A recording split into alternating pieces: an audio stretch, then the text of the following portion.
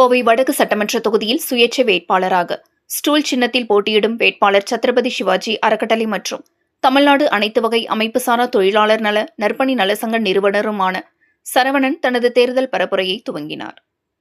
கோவை சத்ரபதி சிவாஜி அறக்கட்டளை மற்றும் தமிழ்நாடு அனைத்து வகை அமைப்புசாரா தொழிலாளர் நல நற்பணி சங்க நிறுவனருமான சரவணன் மக்கள் ஆசையுடன் கோவை வடக்கு சட்டமன்ற தொகுதியில் சுயேட்சையாக போட்டியிடுகின்றார்.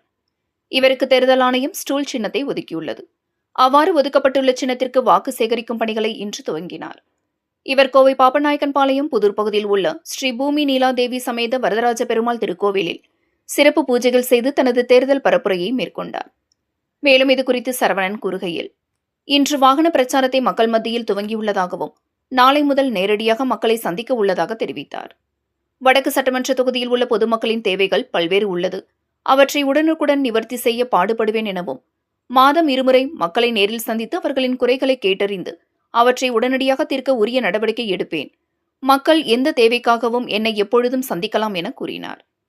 இந்த நிகழ்ச்சியில் தமிழ்நாடு அனைத்து வகை அமைப்புசாரா தொழிலாளர் நற்பணி நல சங்க மாவட்ட தலைவர் கட்டுமான பிரிவு கருப்புசாமி, ஈஸ்வரன், கிருஷ்ணன், ரத்தனம், நாகராஜ், அரவிந்த், சங்கர், மூர்த்தி, கோவிந்தன், மதியழகன், விஜி, சிவதாசன், ஆனந்தன், தமிழ்நாடு அமைப்புசாரா தொழிலாளர்கள் நற்பணி நலச்சங்கம் ஆட்டோ ஓட்டுநர்கள் பிரிவு கோவை மாவட்ட தலைவர் ஜோசப், மாநகர தலைவர் இசக்கிராஜா, இளைஞரணி நவீன்குமார், ஜெய் ஹனுமன் வெற்றி சேனா அமைப்பின் நிறுவனர் KS கனகராஜ், வெற்றி செல்வன், தீரன் சின்னமலை கவுண்டர் இளைஞரணி நிறுவனர் கவின், சத்ரபதி சிவாஜி அறக்கட்டளையின் பசியில்லா தமிழக அரங்கத்தினர் மற்றும் பொதுமக்கள் பலர் கலந்து கொண்டனர் என்பது குறிப்பிடத்தக்கது.